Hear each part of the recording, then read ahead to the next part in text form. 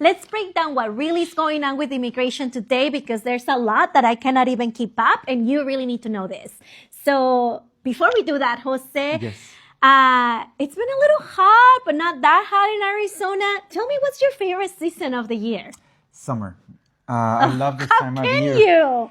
Well, a lot of the snowbirds leave, so less traffic. Okay, that tracks. It gets hot, and I love going hiking, and then I can go at night.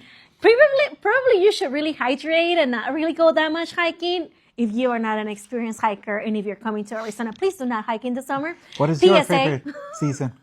I love the fall.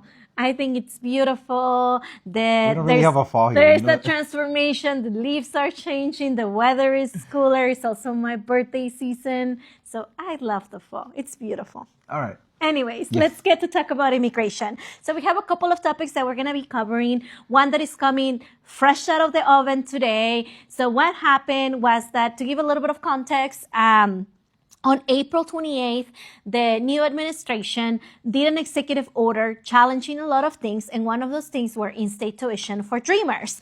So then they did this executive order. It didn't really have any teeth or any weight, because that was their kind of interpretation of things. But then today, what happened is that the U.S. government is suing the state of Texas for their in-state tuition for Dreamers. So they are litigating that. So what should we know about that, Jose?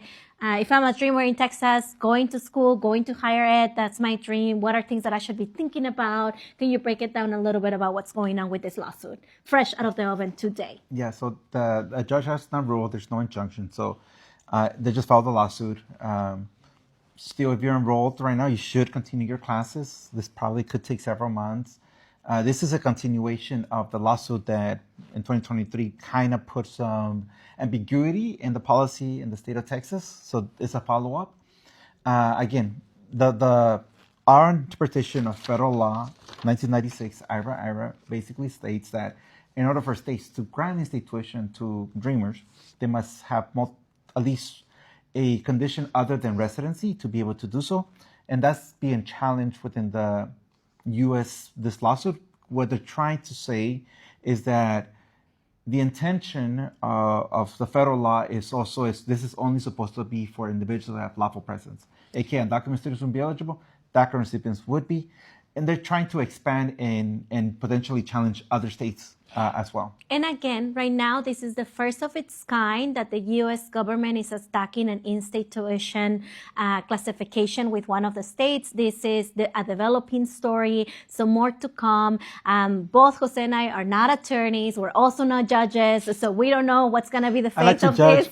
That's another story for another day, and maybe you should unpack it on therapy, just FYI. Hashtag, let's celebrate Mental Health Men's Month.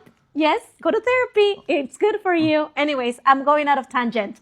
But going back to this, we're not judges. We are not attorneys. But what we do know is about the process. So make sure that if you're a student, as Jose mentioned, make sure that you're still enrolled, get your education. Nothing has changed at the moment. It is developing. It'll take months in order for them to get a resolution on this case. And the other thing, if you are a school leader, either a principal, a career advisor, a teacher, make sure that you are not jumping the gun and that you are still advising your students that if they classify for in-state tuition in Texas, if they meet all the other requirements, that they can still apply. So again, more to come, but for now, it is still the Texas law, so then nothing has changed. There's a lawsuit and things could change in the near future. Anything else to add to that, Mr. Judgy Pants? No, you should go to therapy too. I do go. I go every other week, so I love it. Well, sometimes it's hard, but it's the good hard because we can do hard things according to our Peloton instructor, right? Shout out to all the people who do Peloton. I did it in the pandemic, not anymore.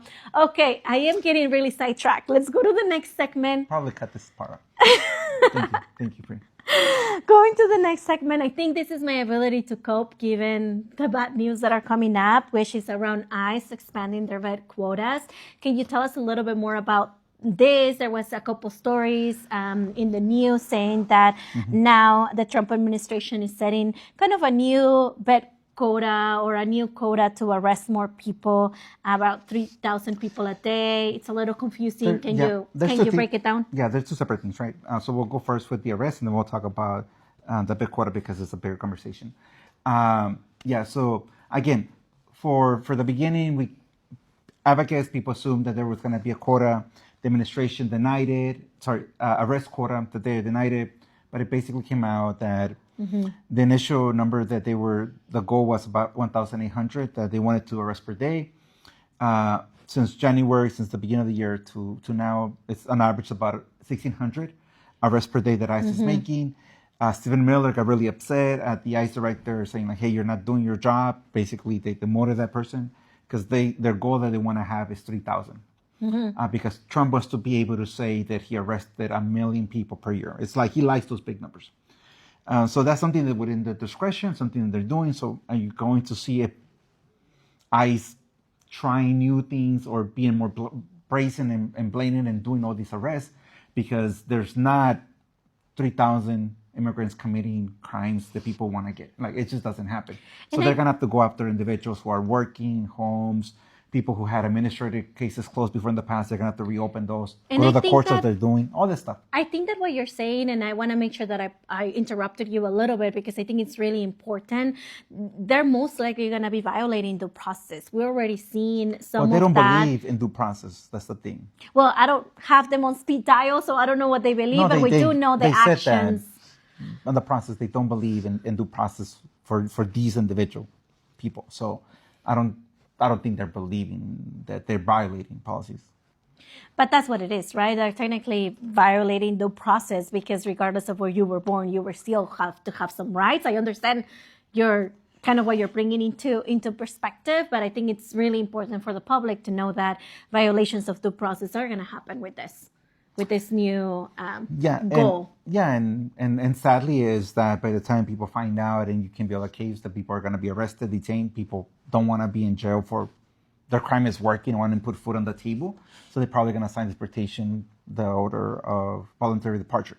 So you're painting a very dark picture. So that's reality. That's so life, what should people do? Should they just take it as you're saying? We're going to get that towards the end. Is that what you're saying? No, just take it. Take the pain, take the frustration, and then let's act. And we're going to give you an example of what people are doing.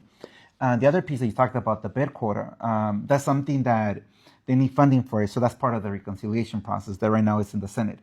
And because this is a recreational process, the Republicans only need 50 votes plus one. And it would increase dramatically how many people they can fund. Right now, there's hundreds of billions of dollars being, at least at the House, passed to be able to build temporary detention centers, retrofit jails to be able to house up to 100,000 people. That's the new bed quota that Trump wants.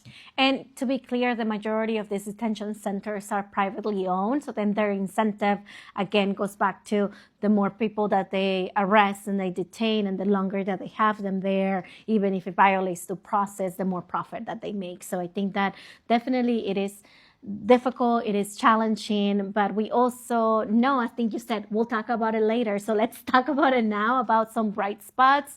Unfortunately, casualties have been happening. There have been families separated. There have been students taken away by ICE. So we're going to share a little bit about 3 stories that we wanted to highlight that unfortunately people have been caught in the detention process, but also community has risen up. So talk to me about Marcelo Gomez da Silva, who is originally born in Brazil, but he has lived most of his life in Massachusetts. Tell us a little bit about his case, what's going on, where is he at, and what has the community done in Massachusetts to support? Yeah, so this is an 18-year-old student in Massachusetts who got arrested because they were looking for his dad. He was driving his dad's car going to a level practice.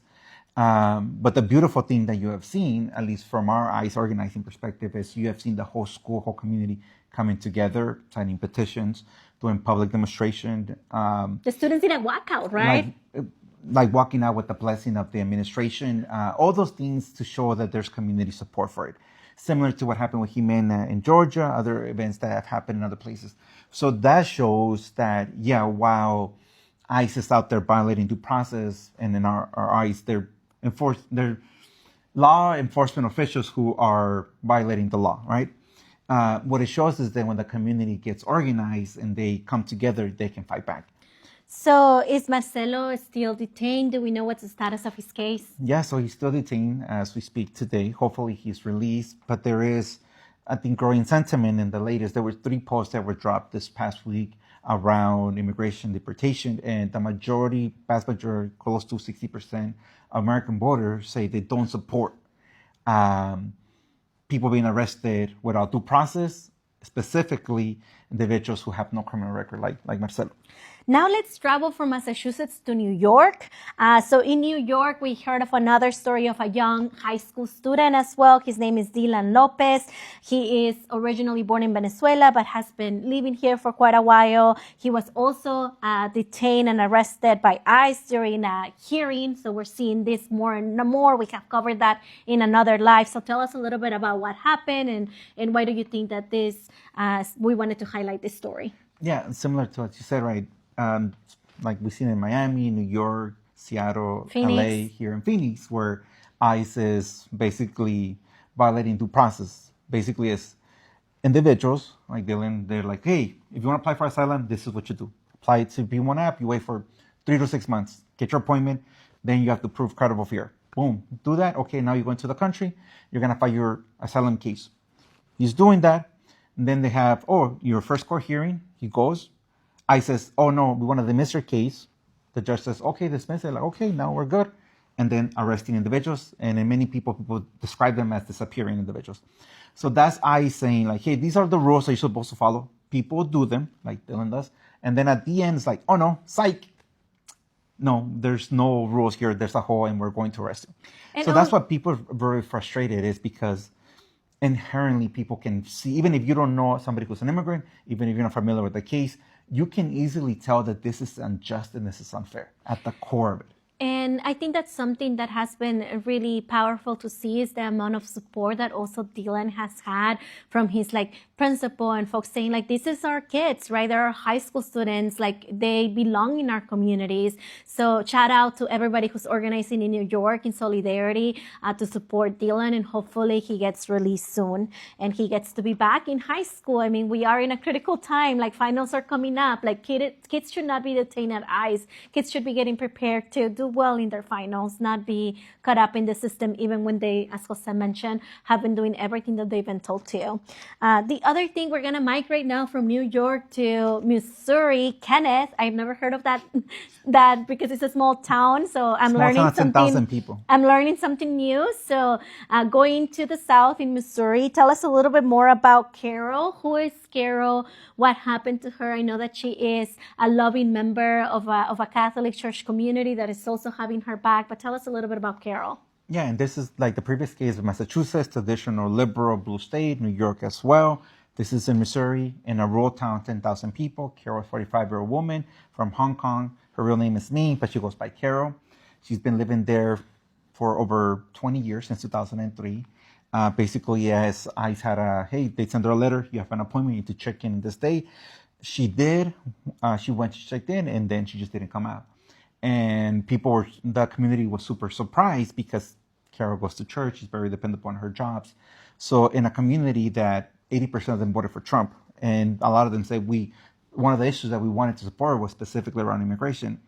A lot of them specifically who voted for Trump are very taken aback because they're like, we thought they were going to go after the people doing bad, not a community member such as Carol. And that's what we're seeing. We're seeing people who are hardworking individuals are raising their kids. Carol has 3 children under the age of 14. 7, 12, and 14. So definitely, if you are a person of faith, please pray for the kids that are missing probably her mom, and then also for Carol's well-being. Yeah, but these are 3 examples that if you get the community involved, if people start losing that fear and going out there advocating, that things could change. So that's what we're asking. Hopefully this doesn't happen to anybody in your community, but if it does, please show up, sign the petitions, be in person. All those things matter because right now a lot of people their lives are just being destroyed by ICE. A lot of my friends were asking me, Reina, what can we do, right? Make sure that you stay stay involved. These news are hard to take, they're heartbreaking, but don't become desensitized. We cannot become desensitized to these stories because they're real people, they're moms, they're high school students, and they're counting on you to stand up in solidarity with them. So either be through a petition, through showing up to a rally, to being able to pray for them. So definitely right now, we really need your action. We really need your support for these communities. And as Jose mentioned, hopefully it doesn't come the time that it comes someone so close to you.